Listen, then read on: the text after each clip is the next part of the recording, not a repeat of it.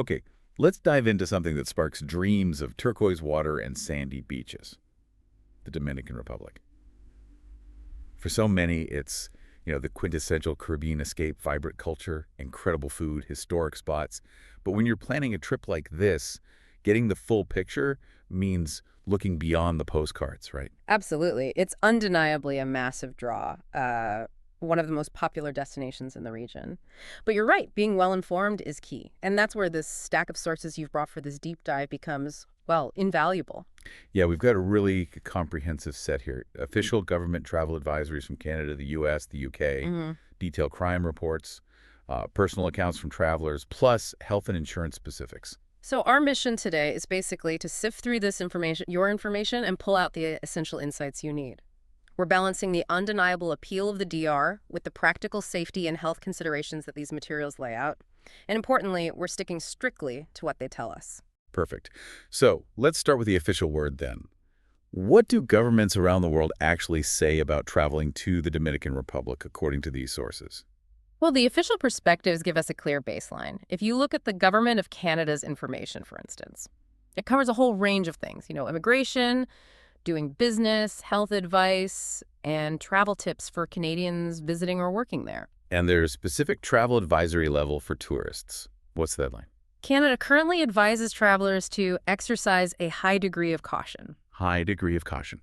Okay, that definitely sets a tone. How does that stack up against, say, the U.S. perspective? Well, the U.S. State Department, in their advisory updated just recently, June 12th, 2025, they rate the Dominican Republic at Level 2, exercise increased caution. Level 2. And they specifically point to crime as the reason for that rating. Now, on their scale of 1 to 4, where 4 is the most dangerous, Level 2 indicates, a notable level of concern. Gotcha. And the U.K.? Theirs was updated even more recently, June 14th. Yeah, the UK guidance provides specific warnings relevant to travelers, and notably, it strongly emphasizes getting appropriate travel insurance before you go. That's a big point for them.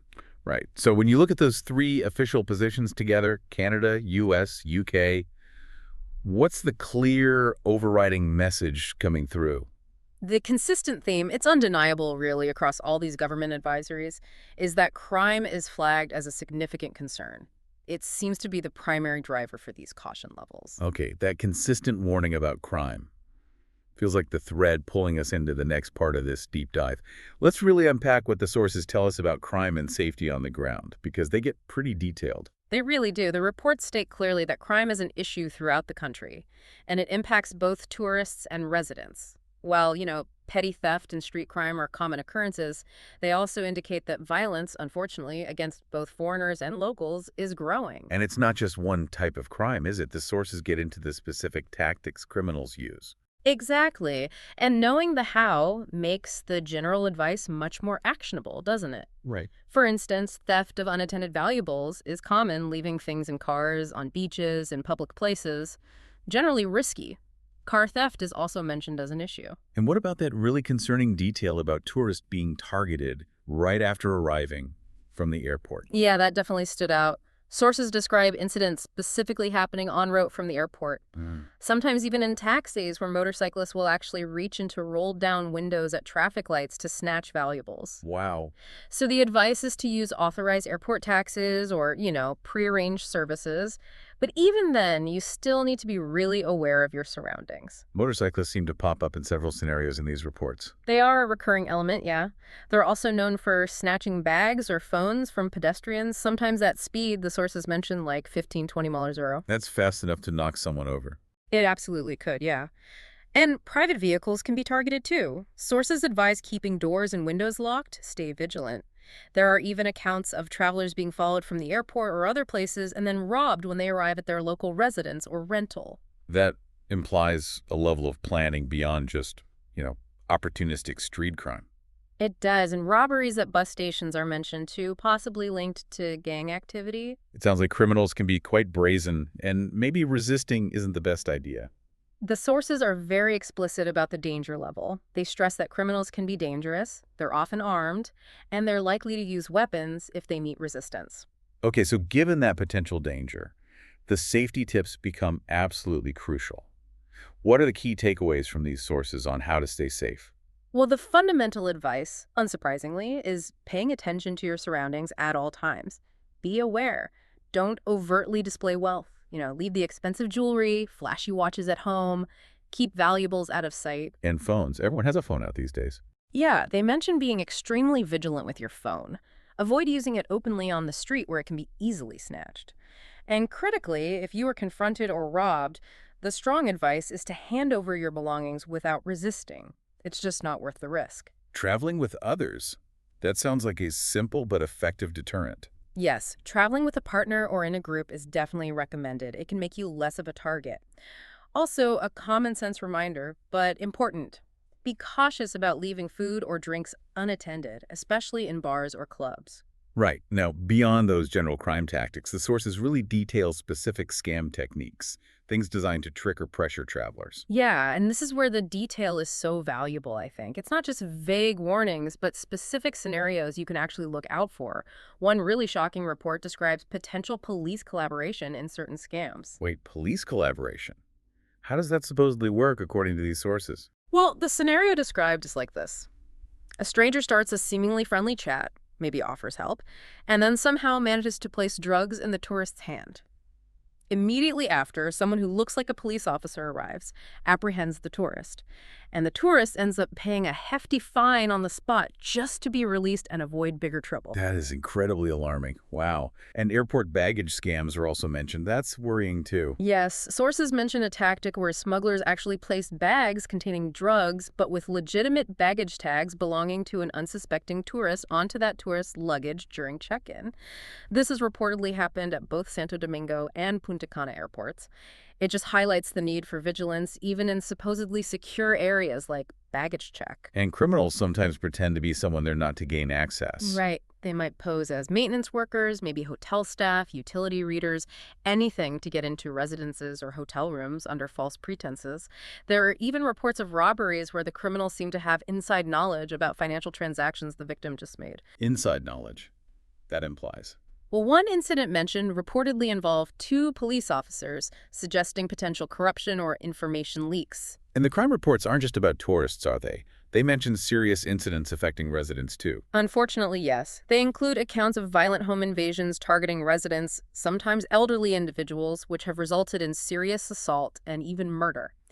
It underscores that while tourists face certain risks, the broader crime issue in the country includes severe violence affecting the local population as well. There's also a very specific warning about fake police stops when you're driving. Yeah, this is a reported tactic. Travelers driving might get stopped by individuals who look like police officers. They're often on motorcycles, maybe wearing fake or ill-fitting uniforms. The sources mention aim at traffic police or military fatigue sometimes. And then they ask for donations, maybe implying they have firearms. So what's the advice if that happens? You can't just drive off. No, but the advice is practical. Keep your doors locked and windows up. Try to leave yourself an escape route if you're stopped in traffic. And crucially, if they demand money, ask for a proper traffic ticket instead of paying a spot fine. You're also advised to ask for the officer's identification regulations, apparently require them to have a name tag. And report it afterwards. Definitely. Report any such incidents to the official police, your country's consular section, or the Internal Affairs Department of the National Police. A phone number was even provided in one source for that. Okay, good to know. Credit card and ATM fraud are also listed as common and worryingly increasing issues. Yes, particularly flagged in Santo Domingo and the main resort areas. The strong advice is to use credit cards judiciously and never let the card leave your sight during a transaction, like watch them swipe or insert it. Check your statements too, I assume. Absolutely. Check them carefully because fraudulent charges might not even appear for months sometimes. They also advise minimizing ATM use overall because of potential risks like card skimming devices, hidden cameras, or even insider scams. And if you do use an ATM, be extremely aware of your surroundings. Choose machines in well-lit, secure locations if possible. Is there a particular time of year when crime tends to spike, according to these sources? Yes, they indicate that the overall level of crime tends to rise during the Christmas season, think November through January, and also during the carnival period. Now, you mentioned earlier that crime can happen within resort boundaries. It's easy to let your guard down behind those gates, But the sources warn against that. That's a really critical point from the sources, yeah. They contain reports of individuals and families becoming victims of crime while they were inside the resort complex. This includes things like room burglary and, disturbingly, even cases where entire room safes were removed from rooms. Removed, not just broken into. Removed entirely, yes. And it's not just when the room is empty either. No, unfortunately. While criminals often target rooms when guests are out, maybe at the pool or dinner, there are reports of guests being victimized while they are in the room, sometimes even while they're sleeping. It just reinforces the need for vigilance, even in environments that feel secure and controlled. And hotels usually aren't liable for stuff stolen from rooms. Generally not, no. The sources note that hotels typically state they aren't responsible for valuables left in rooms, even in safes sometimes. What other issues are reported within or, say, right outside the resorts? On the beaches? The sources mention dealing with aggressive and sometimes dishonest merchants operating on the beaches directly in front of the resort hotels. Apparently, the Dominican government is trying to improve oversight in these areas, but progress has been described as slow. And unfortunately, there are also very serious reports regarding sexual assault at resorts. Yes, this is highlighted as a significant concern. There are numerous reports mentioned, with instances particularly occurring at the beach. The sources describe worrying tactics where hotel employees might try to ingratiate themselves with guests, maybe build rapport, potentially as a ruse to isolate a victim later. Many hotels apparently discourage employees from fraternizing with guests for this reason. So the advice is? Report any unwanted attention immediately to hotel management. Be aware of cultural differences in interaction styles, perhaps. And importantly, stay with your companions. Don't go off alone with someone you just met. There's also a warning about predators using substances, like date rape drugs. Yes, reports indicate that predators may use drugs slipped into drinks or simply take advantage of excessive alcohol consumption to render victims vulnerable or unaware. The strong advice is to be extremely cautious about accepting any drink or food from a stranger or leaving your own unattended. And all-inclusive resorts often mean free-flowing alcohol. Exactly. The sources point out that these resorts are known for serving abundant alcohol, and apparently there are no laws in the DR against serving people who are already clearly intoxicated.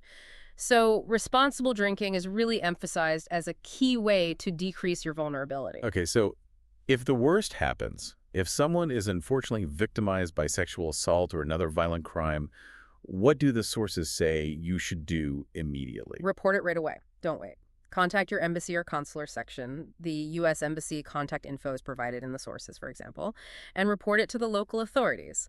The sources specifically mention Polio, that's the tourist police who are reportedly trained to assist tourists in these situations. And for sexual assault specifically, is there a key step? Yes. Crucially, the sources say you must insist on an immediate medical examination by an authorized police medical examiner. They're called a medica legista in the DR. Getting that official medical documentation right away is apparently vital for any potential legal action later. Wow. That level of detail on what to do after an incident really underscores the overall message, which seems to be crime can happen, so personal responsibility and being prepared are absolutely key. Exactly. The sources consistently reiterate that while crime can happen anywhere in the world, it's everyone's personal responsibility to stay alert, be aware of their surroundings at all times, and know the specific risks where they're traveling. Building on that, let's look closer at those specific scam tactics, especially the ones flagged in tourist hotspots like Punta Cana. The sources seem to want to empower travelers by really detailing the methods used. Yes, they stress that while scams exist, and you hear about them, most aren't necessarily going to ruin your entire holiday. But knowing the specific tactics is definitely your best defense. These scams often prey on moments of vulnerability, right? Like when you're tired after arriving, or looking for convenience, or maybe just being polite and trusting. Knowing the common methods is half the battle. One really common one starts before you even leave home, doesn't it? The e-ticket scam? Oh yes, this one preys on confusion around the official entry requirements. The e-ticket is a mandatory online immigration form you need to fill out before entering the Dominican Republic. The crucial thing is, the official government website offers this form for free, absolutely free. Right. But numerous scam websites exist. They look incredibly similar to the official one, very convincing, and they charge outrageous amounts, sometimes over 90 US per person, for this free service. It's pure exploitation of confusion. $90. That's just, Ah. wow. So how do you avoid it? It sounds simple but crucial. It is simple. Only use the official government website for the e-ticket. Search carefully for it. And crucially, never enter your credit card details for the e-ticket itself. If a site asks for payment for the form, it's a scam site, period. Okay, good warning. Now, once you actually land at the airport, the potential scams aren't over. No, the sources mention a few things to watch out for. Though some are less outright scams and maybe more about being taken advantage of if you're not prepared, like putting valuables in checked luggage. That's a risk at pretty much any airport, unfortunately. Right? Pushy porters might try to grab your bags insistently. The advice is to firmly decline if you don't want help, or agree on a price beforehand. If they insist on helping anyway, be prepared to tip generously, maybe have small bills ready. And the money exchange counters at the airport. Good deal or avoid. Definitely avoid, according to the sources. They report outrageously bad exchange rates there, where you could lose something like 20% of your money's value right off the bat. Better to exchange a small amount elsewhere before you go, or use an ATM cautiously away from the airport. Airport taxis are mentioned as generally safer than unofficial ones, but still require some caution. Yes, they're definitely the recommended option over random cars, but drivers can still be pushy or try to overcharge, especially if you look unsure. The advice is to pre-book your airport transfer with a reputable company if you can. Or, at the airport, look for the official, listed prices. They're often posted near the taxi stand, and confirm the price before you get in. Okay. Moving into the resort zone. Mm-hmm. The timeshare scam. That's a classic tourist trap in many destinations, isn't it? It's definitely present in the DR, according to these sources. You get approached often by people in specific uniforms like Vacations Club or travel services, and they offer you free things, maybe a tour, free breakfast, discount vouchers in exchange for attending what they promise is just a quick presentation. But it's never Qualk, is it? Rarely. It's usually a gateway to a very high-pressure sales pitch for expensive, long-term timeshare contracts or vacation club memberships. And getting out of that situation can be tough. Reports suggest you often need to be quite firm, maybe even a bit aggressive, just to leave the presentation if you're not interested. While you usually get the promised free gift in the end, the sources warn it's likely not worth the hours of lost vacation time, or worse, the potential regret if you feel pressured into signing a contract that heavily favors the seller and is hard to get out of. So the advice is just say no. A firm no thank you right from the start is key. And don't give them your room number if you can avoid it, as they might use that to follow up. Okay, another area where tourists often get overcharged, almost to the point of it being a kind of tolerated scam, is the resort shop itself. Right. For essentials you forgot to pack, what kind of markups are we talking about? The sources describe incredibly high prices, often 5 times, maybe more, what you'd pay in a local supermarket just outside the resort area.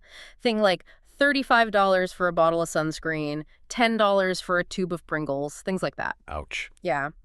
And this is particularly challenging if you're staying in one of the more remote, isolated resorts where getting to a local shop is difficult or expensive in itself. So packing essentials from home, or making a trip to a local store if you can, is crucial for saving money there. Definitely. Pre-scams in general seem common when buying souvenirs or other local items, too. How so? Well, sellers in tourist areas often exploit the fact that tourists just don't know the local value of things. This applies to souvenirs, local rum, cigars, artwork, pretty much anything bought from smaller vendors or beach sellers. Prices can be significantly marked up, sometimes ridiculously so, compared to their actual worth or what a local might pay. So how can you protect yourself from just getting ripped off? The advice from the sources is basically, try to get a sense of the local value before you start shopping. Maybe ask a trusted local contact, like hotel staff you trust, or even do a quick online search if possible for benchmark prices. And be prepared to negotiate. Haggling is expected in many of these settings. Don't be afraid to offer a lower price and be ready to walk away if the price isn't right. You can probably find the same item elsewhere. Tied into that, I guess, is the issue of fake products being sold. Yes, that's another flag raised in the sources. Not everything sold, especially in tourist markets or by street vendors, is authentic. This is particularly mentioned for items like cigars, Larimar, that unique blue stone found only in the DR other jewelry, and local art.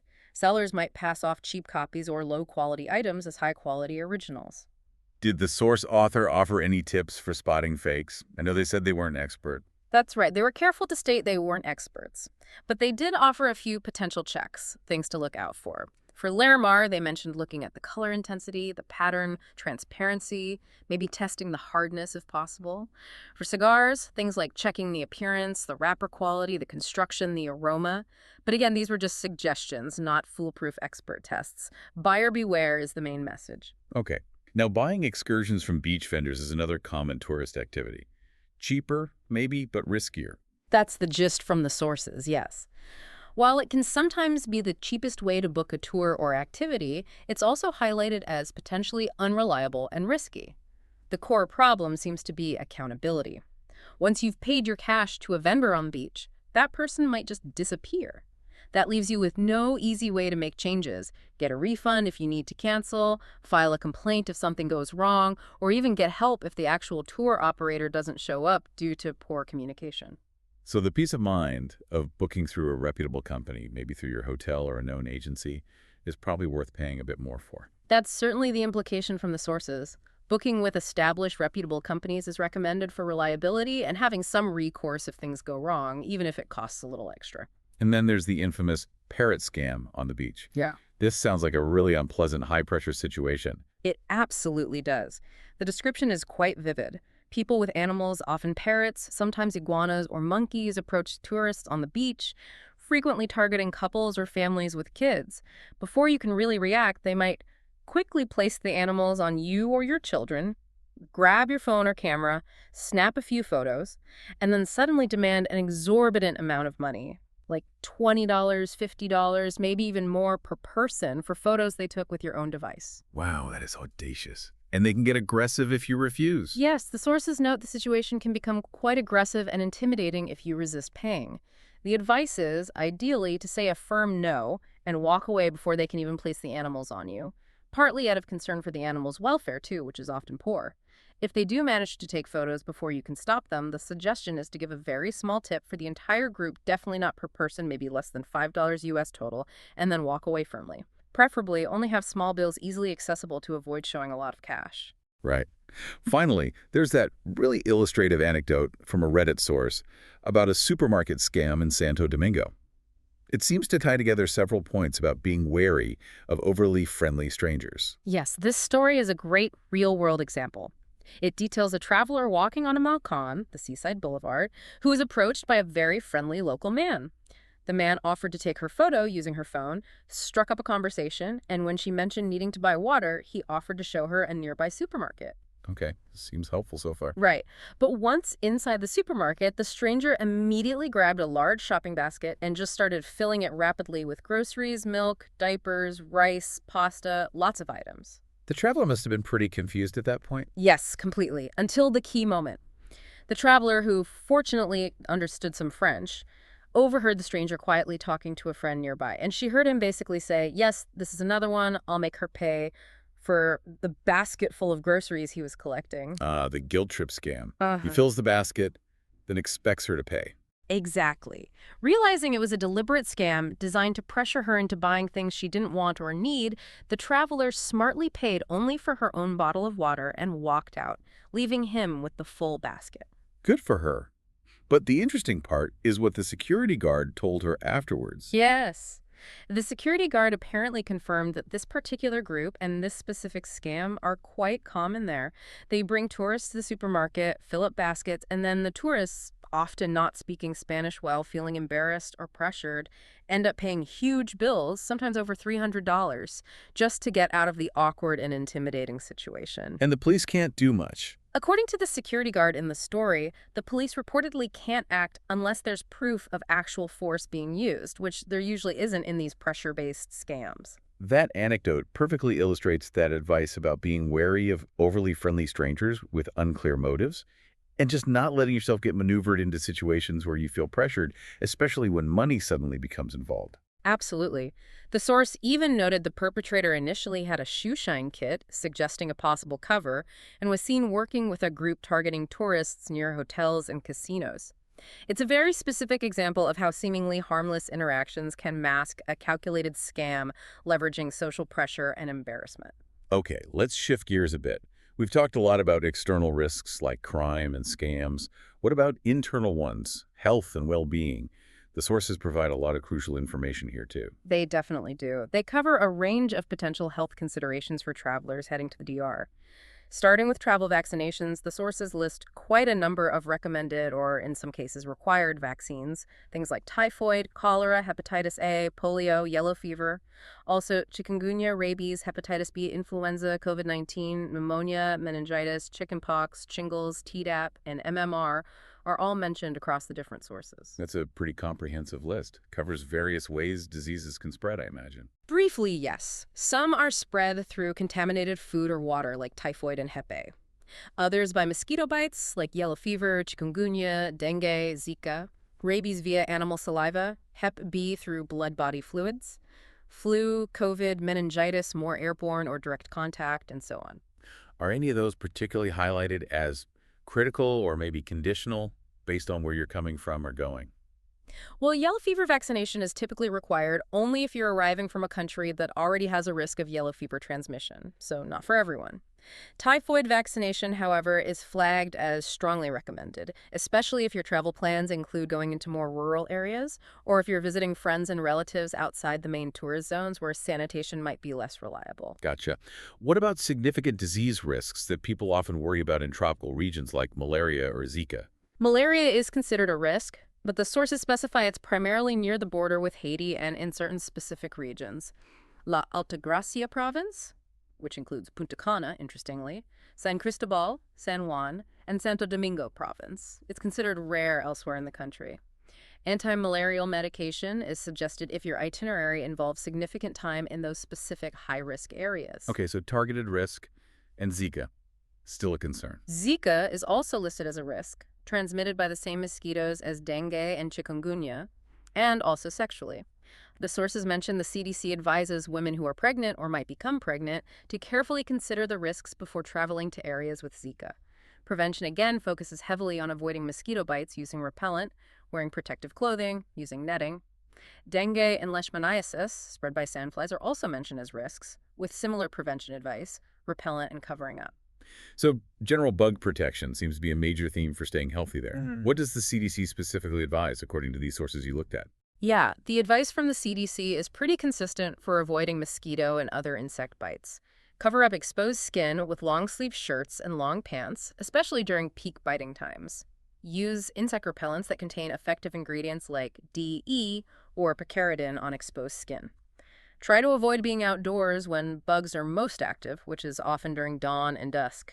And using permethrin-treated clothing and bed nets can offer additional protection, especially if you're staying in more basic accommodation. Okay. Food and water safety is always a big concern when traveling, too. What's the guidance from these sources on eating and drinking safely? The sources give some clear, standard advice here. Generally, consume foods that are fully cooked and served hot. Avoid raw or undercooked items if you're unsure of the source. Drink only bottled water or other beverages that are factory sealed. Avoid ice in drinks unless you're sure it's made from purified water. And practice good hand hygiene. Wash your hands frequently with soap and water, or use hand sanitizer, especially before eating. Be cautious with street food, I guess. Yeah, they advise exercising caution with local dishes or street food if you're unsure about the preparation methods or hygiene standards.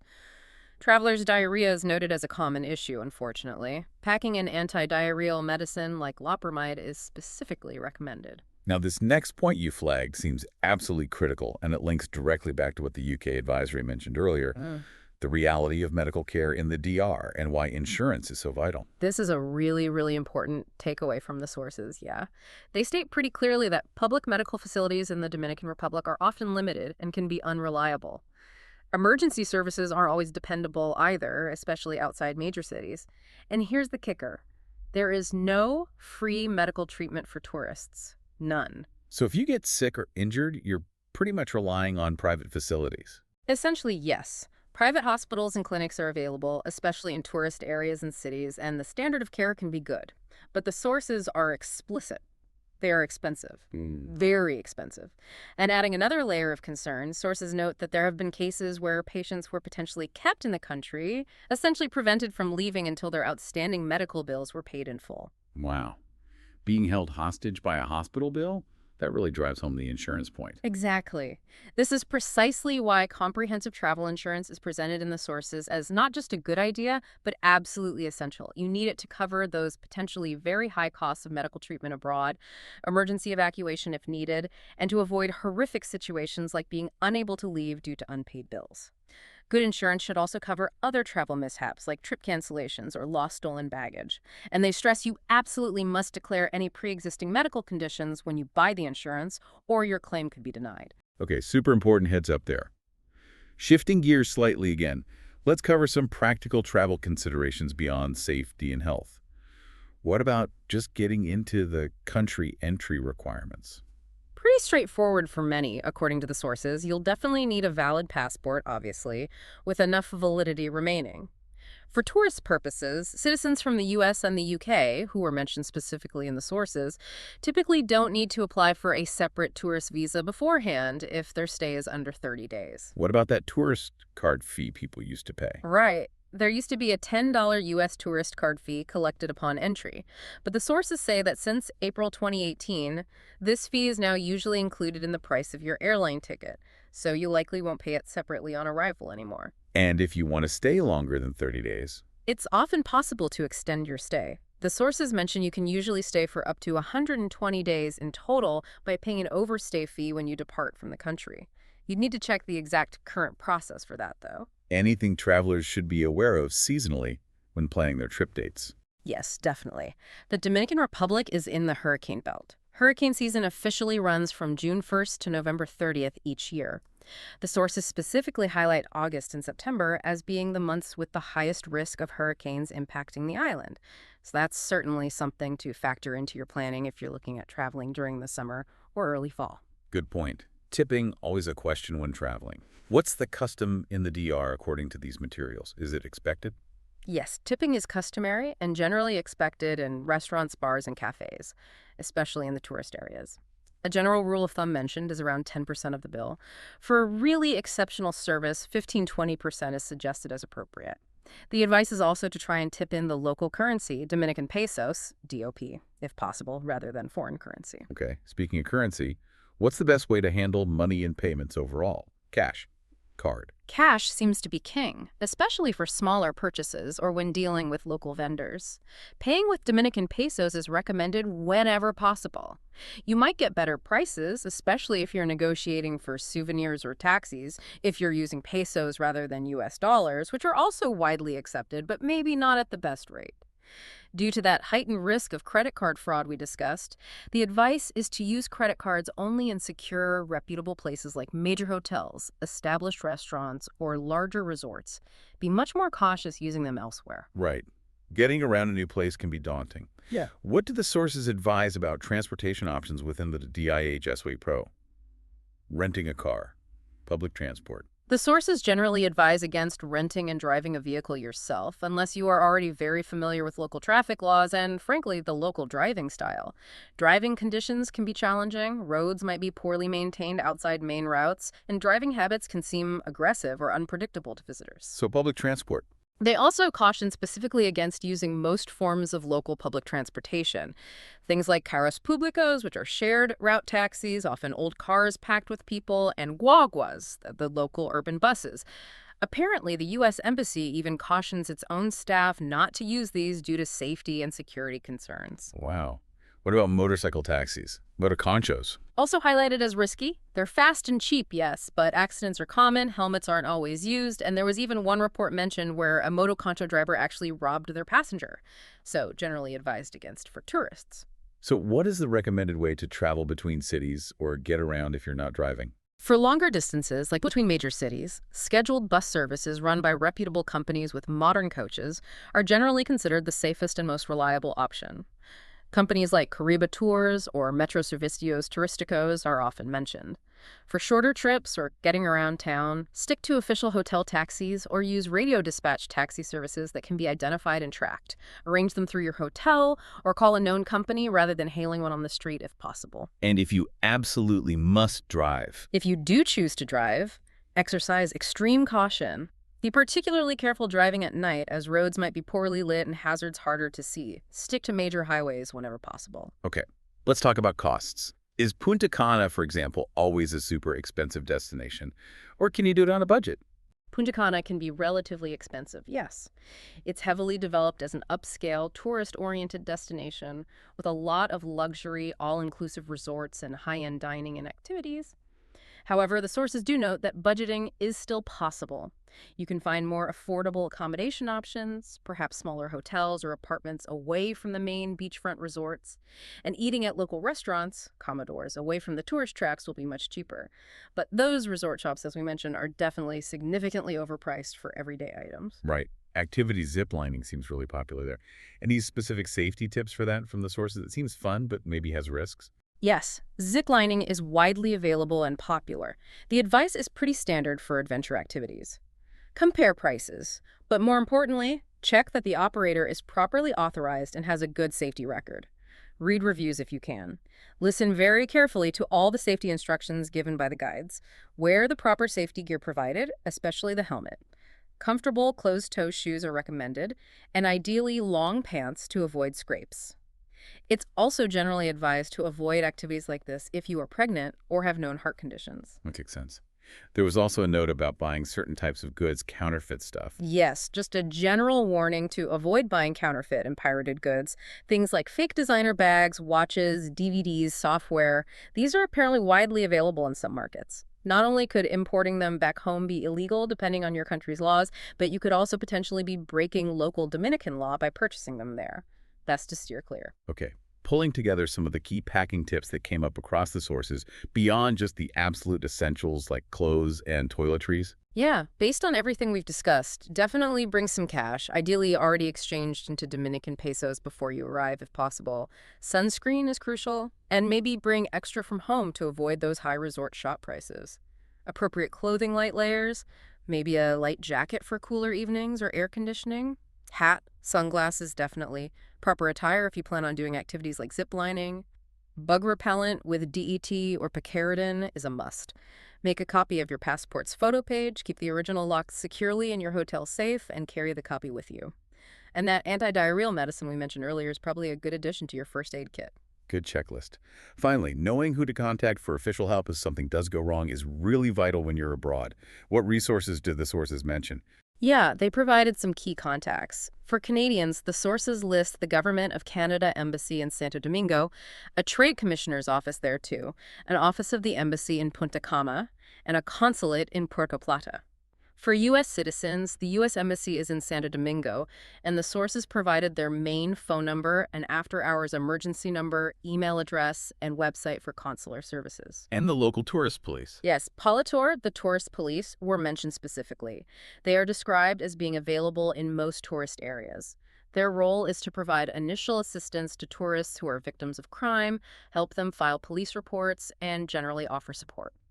They're apparently a cooperative effort between the National Police, the Armed Forces, and the Ministry of Tourism specifically focused on tourist safety.